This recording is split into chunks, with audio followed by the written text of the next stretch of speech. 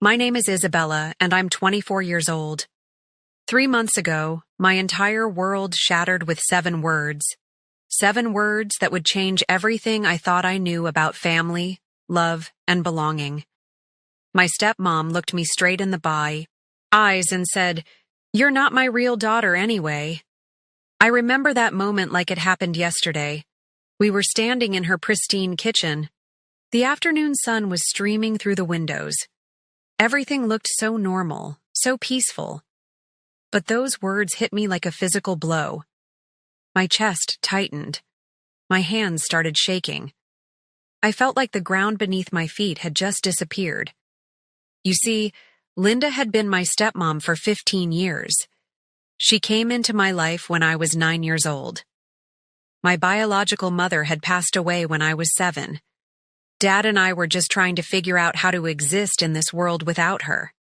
Then, Linda appeared like this beacon of hope. She was kind, patient, and seemed to genuinely care about building a relationship with me. For 15 years, I called her Mom. She signed my report cards.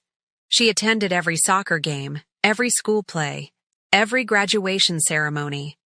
She helped me move into my college dorm. She was there when I had my first heartbreak. She taught me how to apply makeup and how to parallel park. In every way that mattered, she was my mother. But apparently, that was all just an act. If you are watching this right now, drop a comment letting me know where you are viewing from.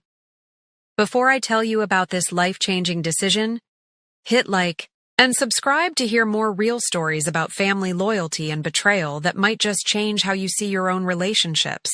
The fight started over something so trivial. I had come over to help her plan my dad's surprise birthday party. We were discussing the guest list when she mentioned not inviting my biological mother's sister, Aunt Sarah.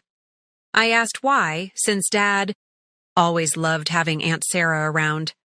That's when Linda's mask finally slipped. "Why do you care so much about maintaining those connections anyway?" she snapped. "You're not my real daughter anyway. I've been pretending for 15 years. But blood is blood, Isabella." The silence that followed was deafening. I stared at her, waiting for her to take it back, waiting for her to say she didn't mean it. But she just stood there, arms crossed, looking at me with this cold expression I'd never seen before. My heart was racing. My throat felt tight. I wanted to cry, but I was too shocked. This was the woman who had tucked me in at night. Who had held me when I cried about missing my biological mom?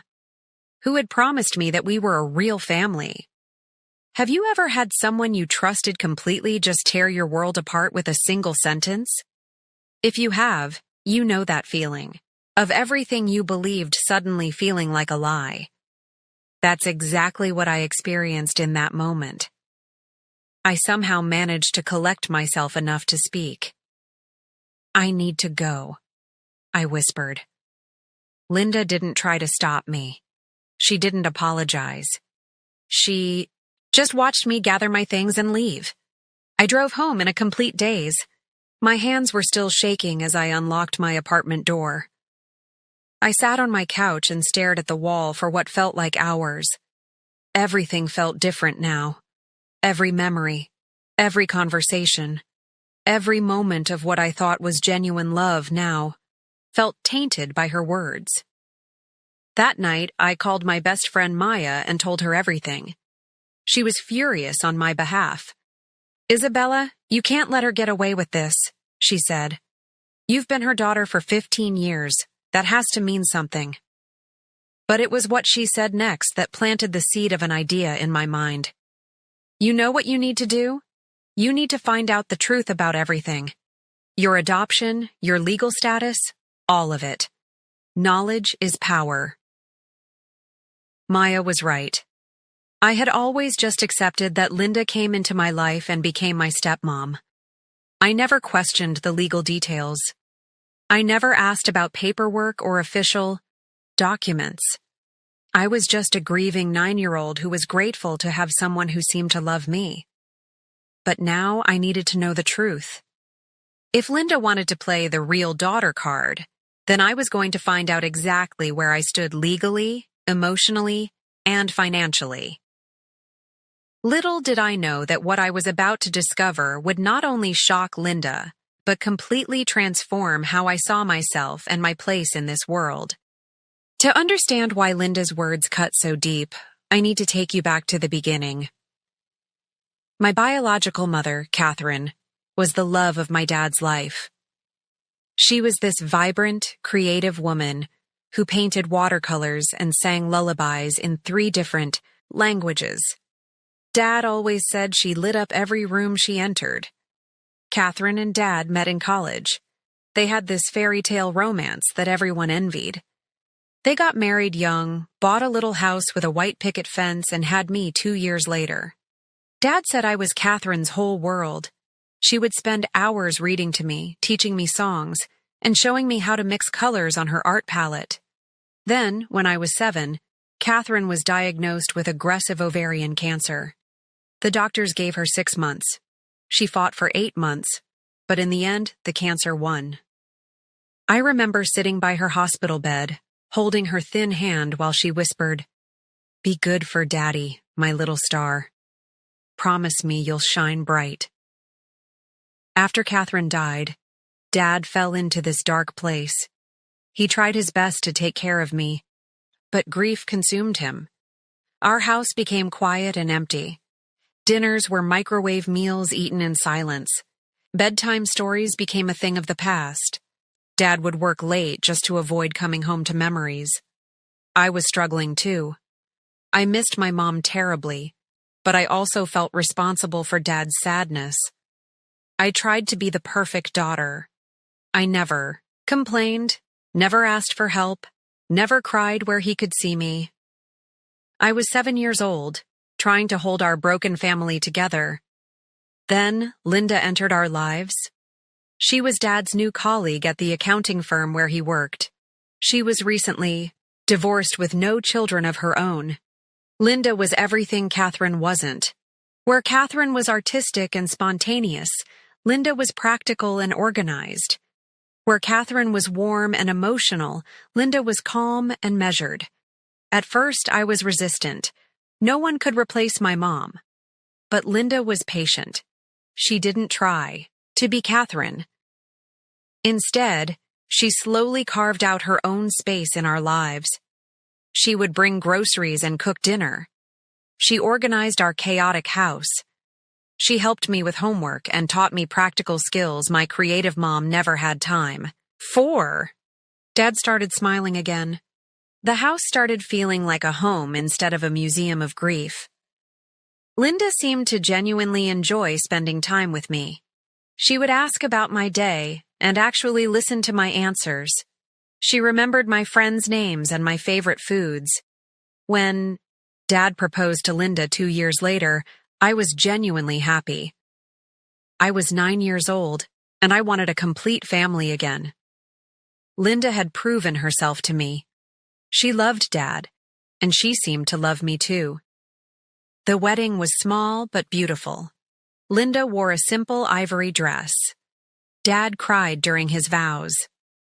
I was the flower girl, wearing a pale blue dress that Linda had picked out specially for me. During the reception, Linda pulled me aside and said, "Isabella, I know I'll never replace your mother, but I promise I'll love you like my own daughter for the rest of my life." I believed her completely. Linda kept her promise for years. She came to every parent-teacher conference. She learned to braid my hair the way I liked it. When I got interested in photography in high school, she bought me my first professional camera. When I struggled with algebra, she hired a tutor without me even asking. Our family expanded over the years. Dad's brother Marcus moved back to town, with his wife Jenny and their twin boys, Luke and Logan. Linda's sister Patricia would visit every summer with her teenage daughter Rebecca. Linda's parents, Grandma Rose and Grandpa Tom, treated me like their biological granddaughter. Everyone always commented on what a close family we were. Linda would beam with pride when people said I looked like her or noticed our similar mannerisms. She would introduce me as my daughter Isabella without any qualifiers or explanations. But apparently, somewhere deep down, Linda never forgot that I wasn't biologically hers. She was just very good at hiding it for 15 years. Looking back now, I wonder if there were signs I missed. Moments when her smile didn't quite reach her eyes. Times when she seemed to hold back slightly. But honestly, I can't think of any. If she was pretending, she was an incredible actress. That's what made her betrayal so devastating. It wasn't just that she hurt my feelings. It was that she had systematically built a relationship with me for 15 years, only to reveal it was all conditional. The day after Linda's devastating revelation, I woke up feeling numb. I called in sick to work and spent the morning in bed, staring at the ceiling. Every family photo in my apartment seemed to mock me now. There was Linda and me at my high school graduation. Linda helping me move into my first apartment. Linda at my college graduation, beaming with pride. Had she been faking her emotions in every single one of those moments? Around noon, Maya showed, up at my door with coffee and determination. "Okay, we're doing this today," she announced. "We're going to figure out the truth about your legal status. No more wondering, no more guessing." Maya was the kind of friend who turned pain into action. She had brought her laptop and a notebook. "First, we need to contact the courthouse where your dad married Linda. Then we need to find out if she ever legally adopted you. Then we're checking wills, insurance policies, everything." I felt overwhelmed. "Maya, what if I don't want to know? What if the truth is worse than what Linda said?" She sat down next to me and grabbed my hands. "Isabella, you deserve to know where you stand. You've been living in uncertainty for 15 years. It's time to get some answers." Our first stop was the family courthouse downtown. The clerk was helpful, but explained that adoption records could take several days to obtain. However, she did give us some basic information. In our state, step-parent adoption was a formal legal process that required paperwork, court appearances, and official documentation. If your stepmother legally adopted you, the clerk explained, then legally she is your mother. Full parental rights, inheritance rights, everything. But if she didn't go through the formal adoption process, then legally she's just your father's wife. This information hit me like a truck. I had always assumed Linda was legally my mother. She signed school documents, medical forms, everything. But apparently, that could have been happening without formal adoption papers. Next, we went to see Dad's lawyer, Mr. Peterson. He had handled Dad's will and various legal matters over the years. Maya had called ahead and explained the situation. Mr. Peterson was kind but professional. "Isabella, I need to be honest with you," he said, pulling out a thick file. "Your father's will has been updated several times over the years. The most recent version was updated just 6 months ago." My stomach dropped. "What does it say?" Mr. Peterson looked uncomfortable. "Your father's estate is primarily left to Linda. You're mentioned, but as his biological daughter, not as Linda's adopted daughter. There's a small trust fund set up for you, but the house, the business, most of the assets go to Linda." Maya squeezed my hand. "What about if Isabella was legally adopted by Linda? Wouldn't that change things?" "Absolutely. If Linda legally adopted Isabella, then Isabella would have equal rights as Linda's heir. But without adoption papers, Isabella's rights are limited to what her biological father specifically designates." This meeting raised more questions than it answered. Why would Dad structure his will this way if Linda had adopted me? Was there something I didn't know about their relationship? About my legal status? That evening, I decided to call Aunt Sarah, my biological mother's sister. Sarah had stayed in touch over the years, sending birthday cards and occasional visits, If anyone would know about my adoption status, it would be her. Isabella, honey, I'm so glad you called, Aunt Sarah said, warmly. I've been thinking about you lately. How are things with Linda? I explained the whole situation. Sarah listened quietly, but I could hear her sharp intake of breath when I repeated Linda's hurtful words. Oh, sweetheart, she said softly. I think there are some things you need to know, things I probably should have told you years ago. My heart started racing. What kind of things? Before your mother died, she made your father promise to formally adopt you to any woman he married. She wanted to make sure you would have full legal protection. She made him swear on her deathbed that he would never let you be in a vulnerable position. I felt dizzy. So Dad should have made sure Linda adopted me? Exactly. And Isabella, there's something else. Your mother left you something. Something I've been keeping safe all these years, waiting for the right moment to give it to you. Have you ever felt like your entire life story was being rewritten in real time? That's exactly what was happening to me. Every conversation was revealing new layers of truth that I never knew existed. What did she leave me? I whispered. Letters, honey. Letters she wrote to you before she died. And there's one letter specifically addressed to any woman who would become your stepmother. Your mother had some very specific wishes about how you should be treated. 3 days later, I was sitting in my car outside Linda and Dad's house, holding a manila envelope that would change everything. Aunt Sarah had driven 6 hours to bring me my mother's letters personally. Inside the envelope were 12 letters, addressed to me, and one letter addressed to the woman who will love my daughter. Reading my mother's letters was both heartbreaking and empowering. She had written about her hopes for my future, her regrets about leaving me so young, and her fierce determination to protect me even after death. But it was the letter to Linda that took my breath away. In Catherine's elegant handwriting, she had written specific instructions about my care, my inheritance from her family, and most importantly, formal adoption requirements. She had been very clear. Any woman who wanted to truly be my mother needed to make it legal and permanent. More shocking was the discovery I made at the courthouse that morning. Linda had never adopted me. Not only that, but there was a record of her declining adoption papers that Dad had filed when I turned 12. She had actively refused to make me legally her daughter. I also discovered something else. My mother's family had left me a substantial trust fund that was supposed to be managed by my legal guardian until I turned 21.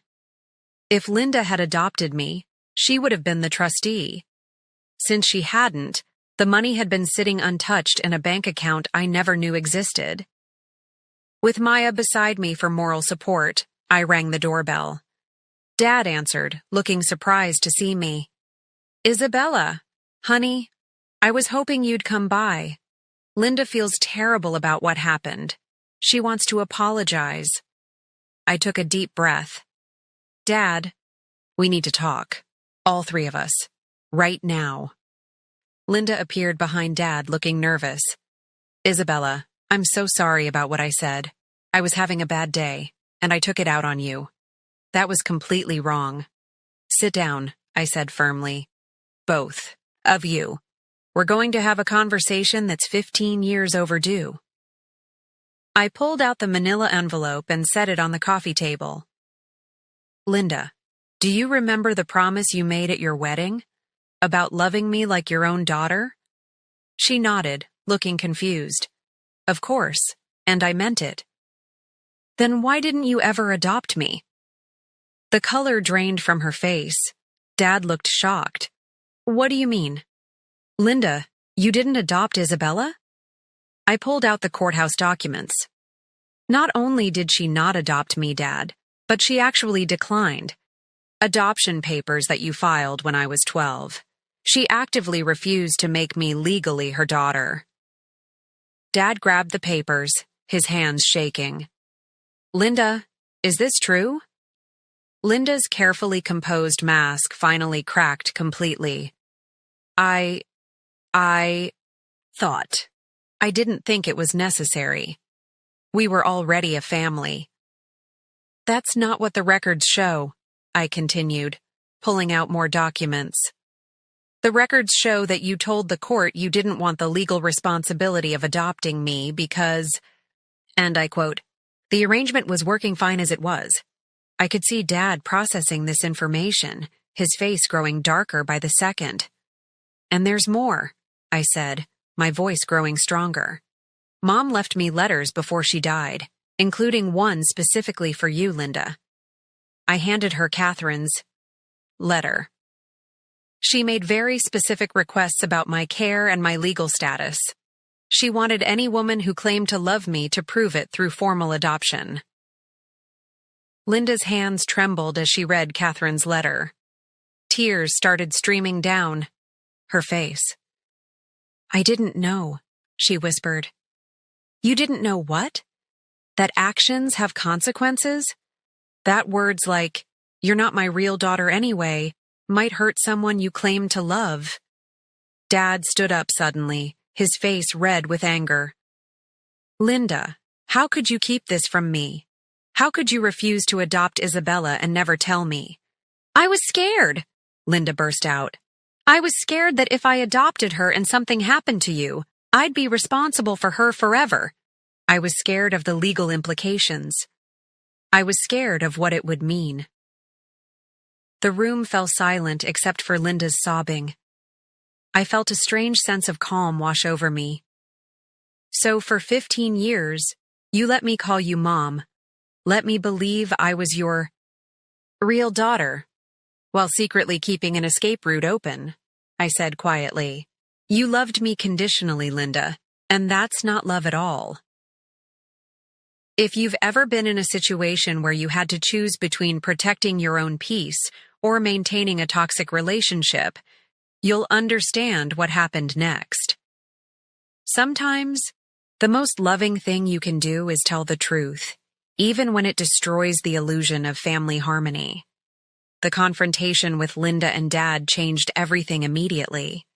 Dad was devastated to learn that Linda had been hiding the truth about my legal status for over a decade. The fight that followed was explosive. Linda kept making excuses, claiming she thought it would be complicated or unnecessary. Dad kept asking how she could lie to both of us for so long. I left them to work out their marriage issues. I had bigger things to focus on, like rebuilding my sense of self-worth and figuring out who I really was beyond Linda's conditional love. The next few weeks were a whirlwind of legal appointments, family meetings, and difficult conversations. I contacted the bank managing my mother's trust fund. It turned out Catherine had left me not only money, but also some of her artwork, jewelry, and personal items that Linda had never mentioned. More importantly, I started seeing a therapist named Dr. Martinez. She helped me understand that Linda's behavior was about her own fears and limitations, not about my worth as a person. Isabella, she said during one of our sessions, you spent 15 years trying to earn love that was being withheld deliberately. That's not a reflection of your value. That's a reflection of her inability to love unconditionally. The most surprising development came from Dad. Once he understood the full scope of Linda's deception, he took immediate action. He filed for legal separation and moved into a temporary apartment. He also hired a lawyer to explore his options for late adoption, wanting to somehow correct the legal oversights from my childhood. I failed you, Isabella, he said during one of our long talks. I should have made sure Linda adopted you properly. I should have followed through on my promise to your mother. I was angry with Dad for a while. How could he not have known Linda never adopted me? How could he structure his will in a way that left me vulnerable? But Dr. Martinez helped me see that Dad had been grieving and trusting Linda to handle things she had promised to handle.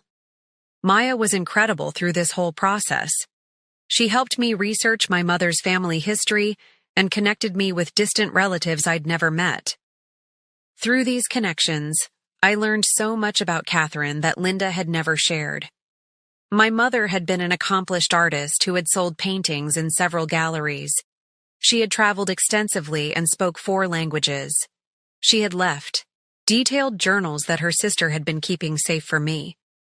Reading my mother's journals was like meeting her as an adult for the first time. She had been funny, intelligent, passionate, and deeply loving. She had written extensively about her hopes for my future and her fears about leaving me so young. One journal entry particularly struck me. I worry that Isabella will grow up feeling like she has to earn love, like she has to be perfect to deserve care. I want her to know that love should be unconditional, fierce, and unwavering.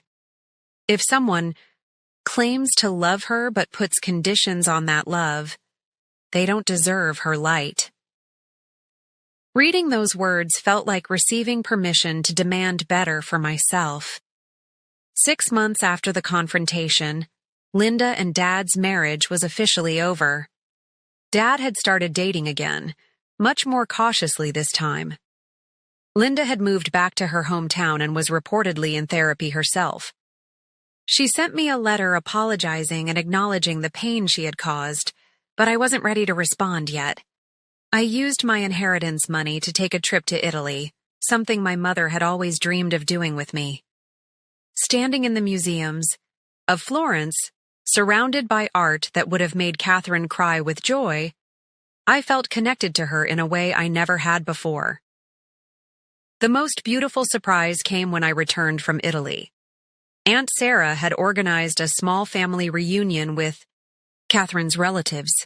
I met cousins, second cousins, and family friends who had known and loved my mother. They shared stories, showed me photos, and welcomed me with the kind of unconditional warmth I had been craving my entire life. 1 year later, I can honestly say that Linda's cruel words were the best thing that ever happened to me. They forced me to discover my true family, understand my real worth, and build relationships based on genuine love rather than obligation. Have you ever had an experience where something painful turned out to be exactly what you needed to transform your life? Sometimes the worst moments become the doorways to our best selves. Today, as I sit here telling you this story, I'm a completely different person than I was a year ago. I'm stronger, more confident, and surrounded by people who love me unconditionally. The journey from Linda's betrayal to my current happiness wasn't easy, but it was absolutely necessary. Dad and I have rebuilt our relationship on a foundation of honesty and mutual respect. He finally followed through on adopting me officially, even though I'm now 24. It was more symbolic than practical, but it meant everything to both of us. He also restructured his will to ensure I'm protected and provided for, something he should have done years ago. More importantly, Dad has learned to communicate better and be more present. We have weekly dinners where we actually talk about our lives, our feelings, and our hopes for the future. He's dating someone new, Sarah, who is kind, genuine, and has never once made me feel like I need to earn her acceptance.